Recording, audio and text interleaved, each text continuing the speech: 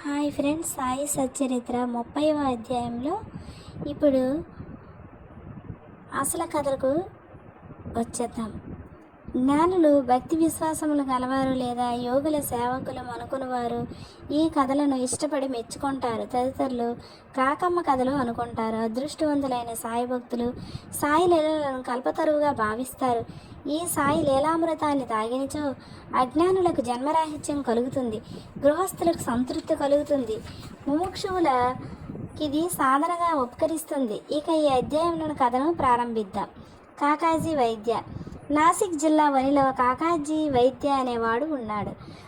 అతడు అచటి సప్తశృంగి దేవతకు పూజారి.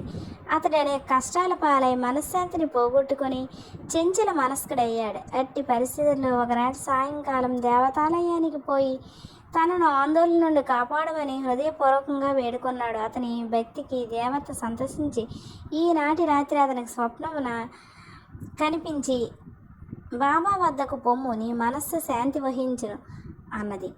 ఈ బాబా ఎవరో దేవిని అడిగి తెలుసుకున్నట్టుకు కాక ఉత్సహించాడు. కానీ ఇంతలోనే అతనికి మెలకువ కలిగింది. ఈ బాబా ఎవరై ఉండవచ్చునని అతడు యోచించాడు.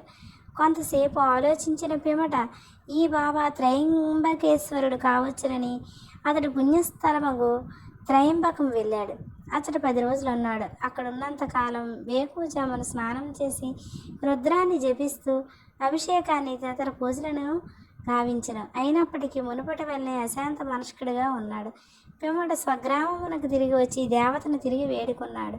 ఆ రాత్రి ఆమె స్వప్నంలో కనిపించి ఇలా చెప్పింది: అనవసరంగా త్రయంబకేశ్వరం ఎందుకు వెళ్ళావు? బాబా అనగా షిరిడి సాయిబాబా అని నా అభిప్రాయం. షిరిడీకి పోవుటెట్లు, ఎప్పుడు పోవాలను, బాబాని ఎలా చూడాలి అని కాకాజీ మనోవ్యాకులత పొందుచున్నాడు. ఎవరైనా యోగీశ్వరుని చూడవలననుకొనచో ఆ యోగియే కాక దైవం కూడా అతని కోరికను నెరవేర్చుటకు సహాయపడును. యథార్థంగా యోగియు భగవంతుడును ఒకరే, వారిలో ఏమీ భేదం లేదు. ఎవరైనా తానైపోయి యోగిని దర్శించటన్నది ఉత్త బూటకం. యోగి సంకల్పించినదే వారిని చూడగలవారు ఎవరు. అతని ఆజ్ఞ లేక చెట్టు ఆకు కూడా కదలదు. యోగి దర్శనానికై భక్తుడు ఎంత వేదన పడునో, ఎంత భక్తి విశ్వాసాలు చూపునో అంత త్వరగా బలంగా అతని కోరిక నెరవేరును. దర్శనమునకై ఆహ్వాని